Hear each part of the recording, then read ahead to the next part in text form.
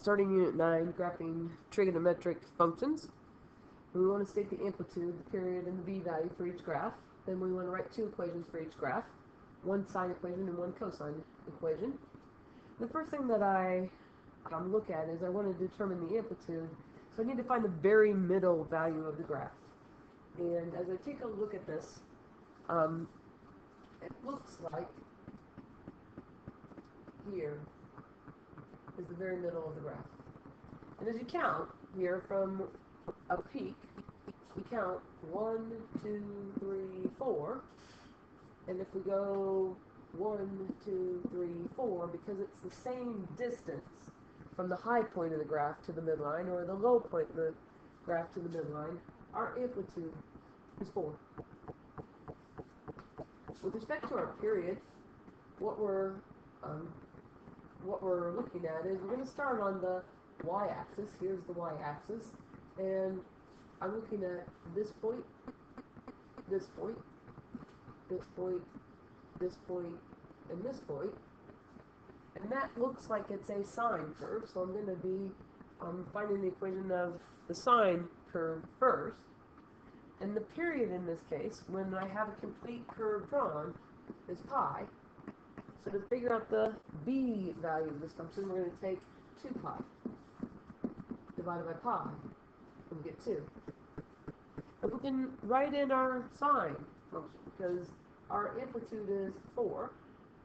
We've got the sine then of 2x.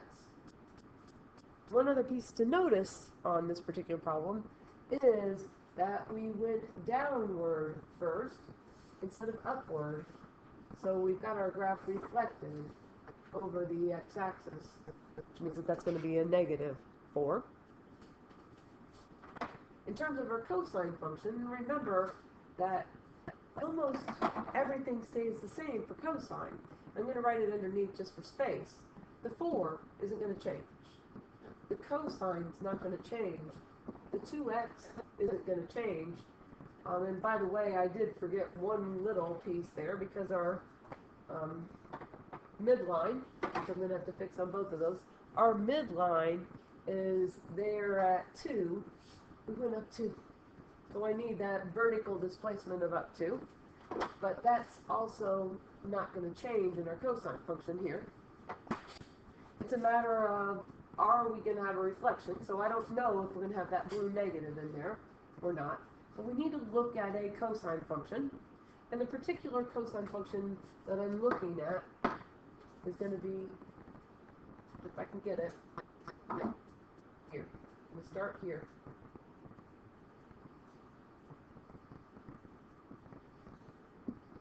There's my cosine function.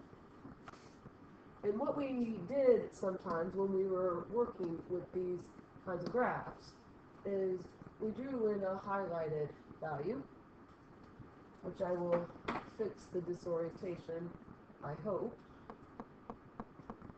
There we go. So that's where we're going to be starting there, with that highlighted value.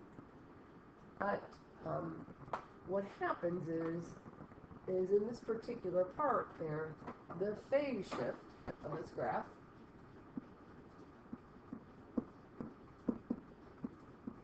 equals pi over 4 to the left. And left means that we're going to add in a value. But to calculate out the phase shift, you may have to look back in your notes. The value is going to be c over b. That's what equals the phase shift. The thing is, we just figured out what b was. B is 2. So once we figure out what c is, we can use that back in our function. So we're going to multiply this side of the graph or side of the equation by 2, and we're going to multiply this side of the equation by 2. And what we end up with is we end up with c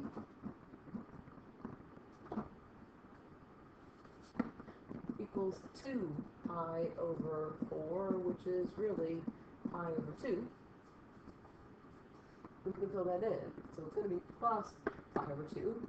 Remember, there are infinite amount of answers, That just happens to be the particular graph that I was looking at for this one. We do need to check and make sure, do I need that blue negative sign in front of the 4 or not? But we started up. We started at a high point. We finished at a high point. So no, we do not need to have a negative in front of that cosine function. Type these into your calculator. Check them on your calculator, and you'll see that these two functions will match up on there. And if you forgot the plus 2 like I did earlier on, that'll give you a chance to fix that.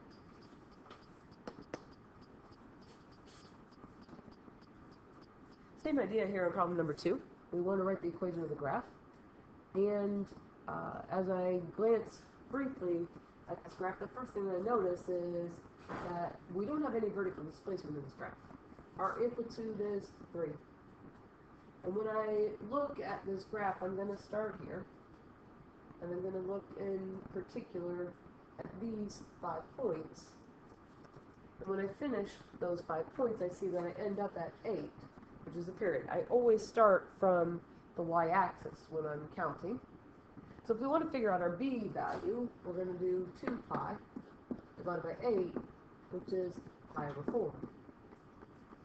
Now when we take a closer look at this graph here, what we see is that we think that this is a cosine curve. So I'm going to start by drawing or writing the equation of the cosine function.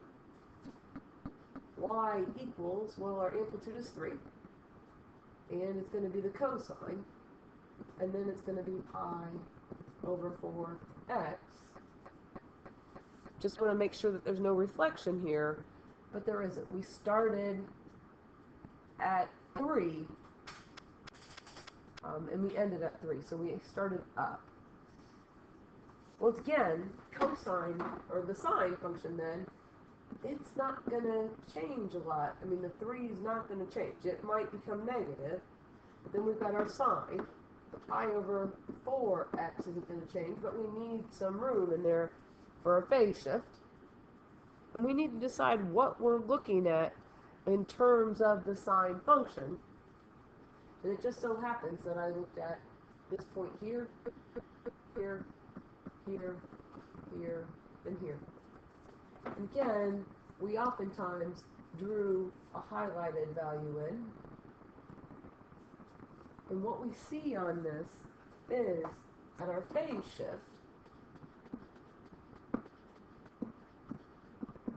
which is calculated, by the way, with C over B, our phase shift equals 2 left. 2 left means that we're going to have a plus in here. We know what the B value is. The B value is pi over 4. So this is going to be C divided by pi over 4 equals 2. And then as we do that calculation here to figure out what C equals, we're going to multiply this side by pi over 4. We're going to multiply this side by pi over 4. And the pi over 4's cancel out. We get C equals 2 pi over 4, which is really pi over 2. And we can fill that back into our equation here of pi over 2. Again, I'm not going to spend the time typing these into the calculator, but you can spend the time of typing them in, especially if you have time left over at the end of your exam to check. Write an equation for the following cotangent function. Nice that the directions tell us that it's cotangent. I can recommend that you go back and look at your tangent and cotangent notes just to get in mind the pattern of the functions. You can't see it super well up here on screen. I hope you can see it a little bit better on your papers, but at the very edge of our graph here, this is 26 pi. You can see the negative 26 pi a little bit better over here to the left, but what I'm really looking at here is the asymptote, which I'm going to put in highlighter here. It's right here. That's one of the asymptotes there. And that asymptote is occurring really at 13 pi. So we're writing an equation for the following cotangent function. We got interrupted for a minute, but we had just labeled that the asymptote was at 13 pi, and the reason that I wanted that is because what that means is that the period of this function